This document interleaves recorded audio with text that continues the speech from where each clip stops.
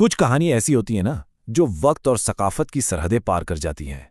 हजरत यूसुफ अलैहिस्सलाम की कहानी बिल्कुल ऐसी ही है।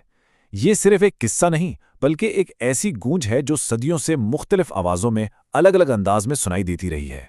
तो सवाल ये पैदा होता है कि एक ही कहानी में उम्मीद का पैगाम भी हो, एक बड़े ड्रामे जैसा तजस्सुस भी और गहरे गम की शायरी भी, ये सब एक साथ कैसे मुमकिन है?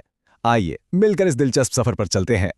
इसको समझने के लिए सबसे पहले हमें इस कहानी की बुनियाद पर नजर डालनी होगी, वो असल दास्तां जिससे हम में से ज्यादातर लोग वाकिफ हैं। तो कहानी शुरू होती है एक ख्वाब से, एक नौजवान यूसुफ का ख्वाब जिसमें सूरज, चांद और 11 सितारे उन्हें सजदा कर रहे हैं। फिर क्या होता है? हसद में आकर भाई उन्हें एक कुएं में फेंक देते हैं। वहां से उन्हें निकालकर मिस्र के बाजार में बेच दिया जाता है, जहां वो एक बड़े ओहदेदार के घर में परवरिश पाते हैं। फिर एक झूठे इल्ज़ाम की पादाश में उन्हें कैद हो जाती है, लेकिन कैद खाने में वो ख्वाबों की ताबीर बताने की वजह से मशहूर हो जाते हैं, यहाँ तक कि वो बादशाह के ख्वाब की ताबीर बताकर पूरे मिस्र को आने वाले कहत से बचा लेते हैं। और आखिरकार एक ताकतवर वजीर के रूप में उनकी अपने ख़ानदान से मुलाकात होती है और वो सबको माफ़ कर देते हैं। तो इस कहानी की जड़ में क्या है? सीधी सी बात है, सब्र, ईमान और आखिरकार हर मुश्किल पर फतेह का यकीन। यही वो मजबूत बुनियाद है जिस पर इस कहानी के बाकी तमाम रूप खड़े हैं। लेकिन बात यहीं ख़त्म नहीं होती। जब इसी कहानी को बड़ी स्क्रीन पर लाया जाता है ना, तो उसका रंग ही बदल जाता है। ये एक शानदार रज़्मिया बन जाती है। इस वर्जन में कहानी का कैनवस बहुत बड़ा हो जाता है। अब ये सिर्फ एक शख्स की आजमाइश नहीं रहती, बल्कि ये एक ख़ानदान के तौहीदी अक़ीदे और एक बुत परस्त मुआशरे के बीच एक बड़ी नज़रियाती जंग की दास्तान बन जाती है।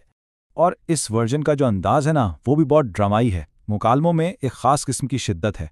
मिसाल के तौर पर यह सुनिए, कुफ्र की आग सबसे पहले खुद काफिर को अपनी लपेट में ले लेगी। इससे अंदाज़ा होता है कि कितनी गहरी कशमकश चल रही है। इस ड्रामाई अंदाज को और मजबूत करने के लिए मोजज़ात दिखाए जाते हैं, जैसे हज़रत यूसुफ की पैदाइश पर सालों की खुश्कसाली एकदम बारिश में बदल जाती है। ठीक उसी वक्त बुतों का मंदिर खुद ब खुद आग की लपेट में आ जाता है। और तो और ख़ानदान पर लानत भेजने वाली जादूगरनी भी उन्हीं शोलों में जलकर राख हो जाती है। ये सब चीज़ें मिलकर इस कहानी को एक आम दास्तान से बहुत ऊपर एक एपिक बना देती हैं। अच्छा, अब हम आते इस कहानी के सबसे हैरानकुन, सबसे मुख्तलिफ रूप की तरफ। एक ऐसा रूप जहां ये दास्तान गहरे इज्तमाई गम की शायरी बन जाती है। इसे समझने के लिए हमें मरसिया को जानना होगा। तो मरसिया क्या है? ये उर्दू और फारसी शायरी की एक सिन्फ है जो ख़ास तौर पर 7वीं सदी में करबला के सानेहे में पैगंबर इस्लाम के नवासे इमाम हुसैन और उनके ख़ानदान की शहादत के गम में पढ़ी जाती है। ये जो हम देख रहे हैं, ये 19वीं सदी के एक कश्मीरी मरसिये का सफ़ा है जिसमें हज़रत यूसुफ की कहानी को इस्तेमाल किया गया है। और ये कोई नई बात नहीं, ये एक बहुत पुरानी अदबी रिवायत है। तो सवाल ये है कि मरसिये में हज़रत यूसुफ की कहानी का क्या काम? यहाँ मकसद कहानी को दोहराना बिल्कुल नहीं, बल्कि उसके ताकतवर जज्बात को करबला के वाक़े से जोड़ना है। मतलब कहानी पीछे रह जाती है और एहसास, जज्बा सबसे आगे आ जाता है। और शायर यहाँ एक बहुत ही गहरा मुआजना करता है। वो हज़रत यूसुफ के अपने वालिद हज़रत याकूब से बिछड़ने के गम को करबला के मैदान में इमाम हुसैन की शहादत पर उनकी छोटी सी बेटी हज़रत सुकैना के दुख के सामने रखता है।